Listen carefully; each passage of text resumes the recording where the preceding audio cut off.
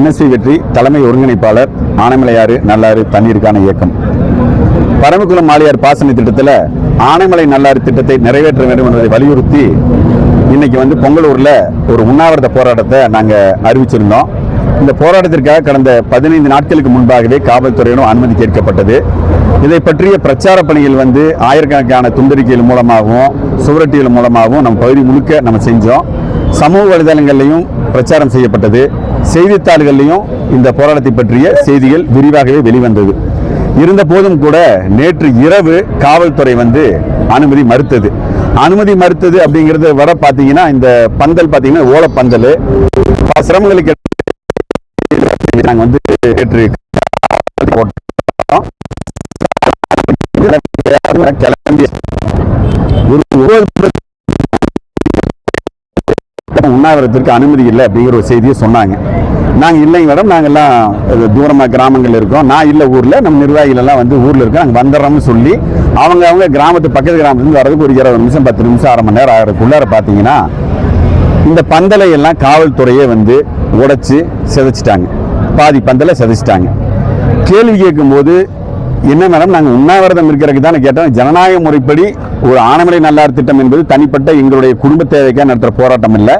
லட்சக்கணக்கான மக்களின் பாசன திட்டமாகவும் லட்சக்கணக்கான மக்களின் குடிநீர் திட்டமாக இருக்கிற இந்த திட்டத்தை நிறைவேற்ற வேண்டும். அது மட்டும் என்ன, எந்த கட்சி ஆதரிச்சோ எந்த கட்சி எதிர்த்தோ இந்த போராட்டம் நடைபெறல.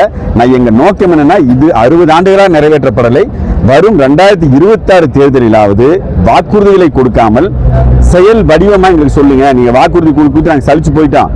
அரசியல் கட்சியில உங்களுக்கு எந்த நீங்க ஆட்சிக்கு எந்த ஆண்டில் இந்த நிதி ஒதுக்குவீங்க, எந்த ஆண்டில் இந்த திட்டப்பணிகள் துவக்குவீங்க, எந்த ஆண்டில் சுற்றுச்சூழல் அனுமதி கேரளாவுடன் பேச்சுவார்த்தை விரிவாக சொன்னால் நாங்கள் உங்களுக்கு ஓட்டளிப்பதற்கு வாய்ப்பாக இருக்கிற அடிப்படையில் தான் இந்த போராட்டம் ஒருங்கிணைக்கப்பட்டது. ஆளும் திமுகவை எதிர்த்தோ எதிர்கட்சி அதிமுக ஆதரித்தோ எதிர்த்தோ எந்த முனைப்பும் எங்களிடம் இல்லை. முழுக்க முழுக்க தண்ணீருக்காக நடைபெறும் ஒரு பொது போராட்டத்தை ஒருங்கிணைப்பதற்காக இருக்கட்டும் முயற்சியை நேற்று இரவு காவல்துறை ஒடுக்க நினைச்சது மிகப்பெரிய வழியை கொடுத்துருச்சு. விவசாயிகள் நாங்கள் பாகிஸ்தான் தீவிரவாதி போல எங்களை எல்லாம் இரவு ஏறக்குறைய 12:30 மணி வரைக்கும் இங்க விவசாயிகள் எல்லாம், ஏன்னா இன்னைக்கு பெரிய பிரச்சாரம் பண்ணி இந்த மக்களை ஒருங்கிணைக்கிறதுக்கான போராட்டத்தை நாங்கள் மிகப்பெரிய அளவில் பண்ணோம். இந்த மக்கள் எல்லாம் நம்பி இந்த போராட்ட காலத்துக்கு வராம அவங்க வரும்போது எந்த போராட்டமும் நடைபெறாம போயிட்டா அது மிகப்பெரிய ஏமாற்றத்துக்குள்ளாக நம்ம கோரிக்கை வெளிப்படாதுங்கிற நோக்கத்தில் சரி கேட்கும்போது உண்ணாவிரதம் பண்ண ஆர்ப்பாட்டமாக என்ன பண்ணிக்கலாங்கிற ஒரு அடிப்படையில் இன்னைக்கு ஆர்ப்பாட்டமாக மாற்றப்பட்டது.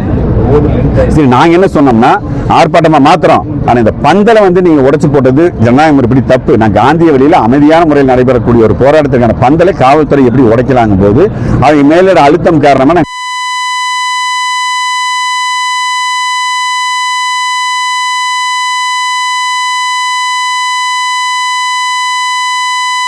பந்தலை பிரித்து இந்த பந்தலையாவது கொடுங்க. மொட்டை வெயில உட்கார்றது எங்களுக்கு புதுசு கிடையாது. ஆனா போராட்ட காலத்திற்கு பல வயசானவங்க வருவாங்க, பெண்கள் வருவாங்க, குழந்தைகள் வருவாங்க.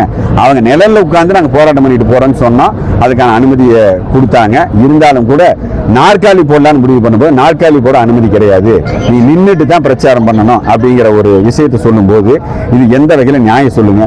இன்னைக்கு ஆளுங்கட்சி திமுக இருக்கட்டும், எதிர்கட்சி அதிமுக இருக்கட்டும், ஆயிரக்கணக்கான லட்சக்கணக்கான மக்களை திரட்டி எங்கெங்கயோ எவ்வளவோ பெரிய மீட்டிங் போடுறாங்க. அங்கெல்லாம் வராத பாதுகாப்பு பிரச்சனை ஒரு விவசாயிகள் தண்ணீருக்காக போராட்டத்தில் எப்படி ஏற்படும் என்பதுதான் நமக்கு புரியல. இதற்கு திமுக அரசாங்கம் நிச்சயமாக பரமக்குளம் ஆழியார் பாசனம் போல 15 தொகுதிகள் பிஏபி தனி நம்பி இருக்கு. இந்த 15 தொகுதிகளுடைய விவசாயிகளுடைய ஓட்டு தான் வர தேர்தலில் யார் வெற்றி பெற போகிறார்கள், யார் தோல்வி அடைய போறாங்க இந்த பகுதியில் நிர்ணயம் பண்ணும். பரமக்குளம் ஆழியார் பாசன திட்டத்தில் ஆனைமலை திட்டத்துக்கான எந்த முன்னெடுப்பையும் கடந்த 5 ஆண்டுகளாக திமுக அரசாங்கம் செய்யவில்லை. ஒரு அதிகாரிகள் மட்டத்திலான பேச்சுவார்த்தை கூட நடைபெறாத போது வரும் 2026 யாராவது ஒருவேளை ஆட்சிக்கு வந்தா கூட நிறைவேற்ற இயக்கத்தில் நடைபெற்ற போராட்டத்தை ஒடுக்கும் விதமாக செயல்பட்ட திமுக அரசாங்கத்திற்கு பரமக்குளம் ஆழியார் பாசன விவசாய சார்பாக கடுமையான கண்டனத்தை நாங்கள் தெரிவித்துக் கொள்கின்றோம். ஏன்னா எந்த வகையிலும் ஜனநாயகத்துக்கு உட்பட்டே நடத்தப்பட்ட இந்த போராட்டத்தை ஒடுக்குவதற்கு எதற்காக திமுக அரசாங்கம் முனைந்தது என்பது எங்களால் புரிஞ்சிக்கவே முடியல. அவன் எதிர்த்து நடத்தப்பட்ட போராட்டம்னா கூட சொல்லலாம், நாங்க அதுவும் கிடையாது. விவசாயிகள் ஒரு அரசியல் கட்சியும் கிடையாது. அப்படி இருக்கும்போது இந்த போராட்டத்தை ஒடுக்குவதற்காக முனைந்தது தேர்தல் வாக்குறுதி தானே நடந்த தடவை யாருக்கு ஆதரவு தெரிவிச்சு யார்கிட்ட வாக்குறுதி வாங்குனீங்க? வாக்குறுதியை பொறுத்த வரைக்கும் அனைத்து அரசியல் கட்சியும் 2018ஆம் ஆண்டு இது 60 ஆண்டுகளாக காமராஜர் காலத்தில் 11 அணைகள் கட்டப்பட்டுச்சு. அதில் 2 அணைகள் விடுபட்டு போனது. அது 2 அணைகள் என்னன்னா ஆனைமலையார் அணை ஒன்று, நல்லாறு அணை ஒன்று. இந்த அணை கட்டப்பட வேண்டும் என்று கடந்த 60 ஆண்டுகளாக உள்ள கோரிக்கை. எல்லா விவசாய சங்கங்களும் பாசனப்பட விவசாயிகள் கேட்ட கோரிக்கை தான். பட் ஒரு 10ஓட 11 இருந்த கோரிக்கையை முதன்மை கோரிக்கையாக மாற்றி 2018ஆம் ஆண்டு ஆனைமலையாறு நல்லாறு தண்ணீருக்கான இயக்கம் என்ற அமைப்பை உருவாக்கி அந்த அமைப்பின் மூலமாக பல்வேறு பிரச்சாரங்கள் இந்த பகுதியில் மேற்கொள்ளப்பட்டு நூற்றுக்கணக்கான கிராமங்களில் விழிப்புணர்வு பலகைகள் திறந்தோம். குழு அமைச்சாங்கல்ல? கடந்த அதிமுக ஆட்சியில் வந்து எடப்பாடி ஐயா அவர்கள் முதலமைச்சராக இருந்த காலகட்டத்தில் அதற்கான குழு அமைக்கப்பட்டு கேரளாவோட பேச்சுவார்த்தை நடத்தப்பட்டது. 2 முறை பேச்சுவார்த்தை நடத்தப்பட்டது. அத்திக்கடை அவிநாசி திட்டத்திற்கு அடிக்கல் நாட்டப்பட்டது போல ஆனைமலை நல்லாறு திட்டம் நிறைவேற்றப்படும் என்ற நம்பிக்கையில் நாங்கள் இருந்தோம். துரதிருஷ்டவசமாக என்ன நடந்துச்சுன்னா கொரோனா காலம் வந்ததுனால அந்த பேச்சுவார்த்தை எல்லாம் தடைபட்டு அந்த அதிமுக ஆட்சி மாறினதுக்கு அப்புறமா திராவிட முன்னேற்ற கழகத்துடைய தேர்தல் அறிக்கையிலும் ஆனைமலை நல்லாறு திட்டம் நிறைவேற்றப்படும் என்ற வாக்குறுதி இருக்குது. ஆனால் இந்த வாக்குறுதியை எத்தனையோ வாக்குறுதி கொடுத்ததில் இந்த வாக்குறுதியும் இருக்கு. ஆனால் இந்த வாக்குறுதியை நிறைவேற்றுவதற்கு கடந்த 5 ஆண்டுகளாக எந்த முனைப்பும் எந்த செயலும் செய்யப்படவில்லை என்பதை நாங்கள் வேதனையை பதிவு செய்கிறோம். இல்லை, இப்போ வந்து நீங்க ஆல்ரெடி இப்போ இவங்க கவுண்டி முடிச்சு வெளியே வர போறாங்க. இப்போ நீங்க இந்த நேரத்தில் இந்த போராட்டம் பண்ணி இது என்ன சார்? இந்த நேரத்தில் எதுக்காக இந்த போராட்டம்னா இது வரைக்கும் எத்தனையோ இந்த ஆனைமலை நல்லா நிறைவேற்றப்படும் அப்படிங்கிற ஏன்னா கடந்த 2021 தேர்தலில் இன்றைய முதலமைச்சர் திரு மாண்புமிகு மு க ஸ்டாலின் அவர்களும் அறிவிச்சாங்க. நம்ம பகுதியில் பிரச்சாரம் பண்ணும்போது பேசினாங்க. மாண்புமிகு எதிர்க்கட்சி தலைவர் திரு எடப்பாடி பழனிசாமி அவர்கள் பேசும்போது பேசினாங்க. பாராளுமன்ற தேர்தல் சமயத்தில் இங்கே மாண்புமிகு முன்னாள் பாரதிய ஜனதா கட்சியுடைய வேட்பாளராக தலைவரும் கோவை பாராளுமன்ற வேட்பாளர் இருந்த திரு அண்ணாமலை அவர்களும் தாங்கள் ஜெயித்தான் திட்டம் நிறைவேற்றப்படுங்கிற வாக்குறுதி கொடுத்தாங்க. ஆனா எதுவுமே நடைபெறல. நாம இப்ப என்ன கேட்கிறேன்னா இந்த வாக்குறுதியை கேட்டு எங்களுக்கு புடிச்சு போச்சு. நீங்க செயல் வடிவத்தோட ஒரு திட்டத்தை சொல்லுங்க. நீங்க 5 வருஷம் தான் ஒரு தடவை நம்ம ஆட்சி அதிகாரம் கிடைக்குது. இந்த 5 வருஷத்துக்குள்ளார இந்த திட்டத்தை எப்போது நிறைவேற்றுவீர்கள், எப்படி நிறைவேற்றுவீர்கள் என்ற செயல் வடிவத்தை கொடுக்க சொல்லித்தான் இந்த ஆர்ப்பாட்டத்துடைய நோக்கமே. அதற்காக ஒரு பொதுவான ஒரு அமைப்பா நாங்கள் இந்த போராட்டத்தை முன்னெடுக்கிறோம். இது வந்து யாரை எதிர்த்தோ இப்ப திமுக இந்த 5 வருஷம் நாங்க பண்ணல. ஒருவேளை நாங்கள் அடுத்து 2027 நாங்கள் ஆட்சிக்கு வந்தா நிச்சயம் நிறைவேற்றும் செயல் வடிவம் கொடுத்தா எங்களுக்கு ஒன்றும் பிரச்சனை கிடையாது. ஆமாங்க. இந்த திட்டத்தை பற்றி உங்களுக்கு நல்லா நினைவு இருக்கும். உழவர்காலர் ஐயா NSP என்னுடைய தந்தையார் அவர்களுடைய மணிமண்டப தரப்பில் வந்து கடந்த 2 நாளுக்கு நாதவனபாளையத்தில் நடக்கும்போது பல்வேறு கட்சி தலைவர்களும் பொறுப்பாளர்கள்லாம் வந்தாங்க. அதுல மாண்புமிகு எடப்பாடியார் அவர்கள் பேசும்போது அடுத்த முறை தங்கள் ஆட்சிக்கு வந்தால் ஆனைமலை நல்லாறு திட்டம் உறுதியாக நிறைவேற்றப்பட்ட வாக்குறுதியை மேடையிலே அறிவிச்சாரு. அவருடைய கட்சியோட தலைவரை அறிவிக்கும் போது நம்ம சட்டமன்ற உறுப்பினர்கிட்ட போய் கேட்கிற அவசியம் ஒன்றும் இல்லையே. அந்த கட்சியோட தலைவர் யாரு? பொதுச் செயலாளர் வந்து மாண்புமிகு எடப்பாடி அவர்கள்.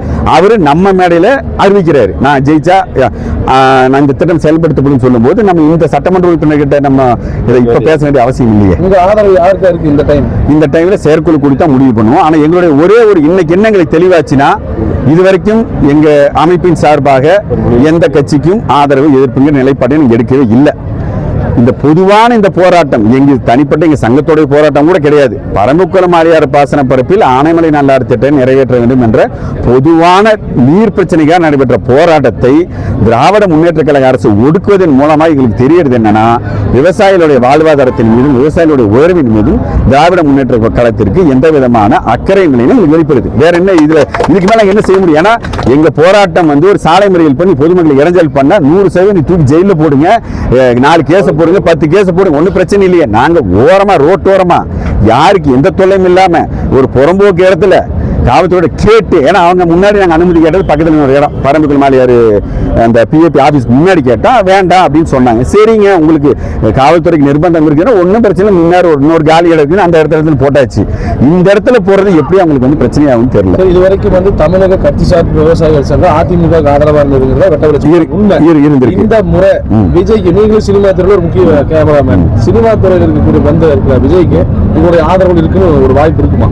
இல்ல, அது வந்து சினிமா துறையில் இருக்கிறதுங்கிறது நான் ஒருத்தன், சங்கத்தில் நான் ஒருத்தன் தான் என்ன கிடையாது, இத்தனை பேர் இருக்கிறாங்க. திரைத்துறை சார்ந்து ஒருத்தர் அரசியலுக்கு வருவதை எனக்கு எந்த விதமான எதிர்ப்போ ஆதரவோ கிடையாது. எனக்கு எல்லா துறையிலிருந்து வர்ற மாதிரி திரைத்துறையிலிருந்தும் அரசியலுக்கு வரலாம். அதுல வந்து நம்ம மக்கள் பணி செய்யறதுக்கான ஆசை யாருக்கு வேணாலும் இருக்கலாம். ஆனா அவருக்கு ஆதரவு எதிர்ப்புங்கிறத நான் ஒருத்தர் முடிவு பண்ண முடியும். சங்கத்தில் இருக்கிற எல்லாத்தோடையும் கூடி முடிவெடுக்கணும். அதுதான் மத்திய அரசு அமெரிக்காவில் ஒப்பந்தம் பண்ணியிருக்காங்க. அது அமெரிக்க விளைபொருளை இந்தியா சந்தைப்படுத்தணும், அதை மக்களிடையே விற்பனை பண்ணணும் சொல்லியிருக்காங்க. இதனால இந்திய விவசாயிகள் ரொம்ப பாதிப்பாங்க. இதை நீங்க எப்படி பாக்குறீங்க? இல்ல, மத்திய அரசோ மாநில அரசோ இதுவரைக்கும் விவசாயிகளுக்கான அடிப்படை உரிமைகள் எதையுமே செஞ்சது கிடையாதுங்கிறத வேதனையான உண்மை. நம்ம ஒரு குண்டூசி வரைக்கும் ஒவ்வொருத்தரோட வியாபாரிக்கும் தன்னுடைய பொருளை விலை நிர்ணயிக்கக்கூடிய நிலை இருக்கும்போது விவசாயிகளுக்கு மாத்திரமே தான் உற்பத்தி செய்யும் பொருளுக்கு விலை நிர்ணயம் செய்வதற்கான உரிமை இல்லாத ஒரு நிலை சுதந்திரம் பெற்ற காலத்தில் இன்னைக்கு வரைக்கும் இருக்காது. காங்கிரஸ் ஆண்டு இருக்குது, பாஜக ஆண்டு இருக்குது, தமிழ்நாட்டில் அதிமுக திமுக எல்லாம் இருந்தாலும் கூட பெரும்பான்மை மக்களுடைய வாழ்வாதாரத்தை காப்பதற்காக விவசாயிகளுடைய வாழ்வாதாரத்தை பணயம் வைப்பது தொடர்ச்சியாக நடைபெற்றுக் கொண்டே வருகிறது. இந்த இறக்குமதி திட்டத்தை பொறுத்த வரைக்கும் நிச்சயமாக இந்திய விவசாயிகளை பாதிக்கும். அதில் எந்த மாற்று கருத்தும் எங்களுக்கு கிடையாது. மத்திய அரசுக்கு நம்ம மாநில தலைவர் ஏ கே சண்முகம் சென்னையில் நடந்த ஆர்ப்பாட்டத்தில் கடுமையான கண்டனத்தை பதிவு செய்தார்.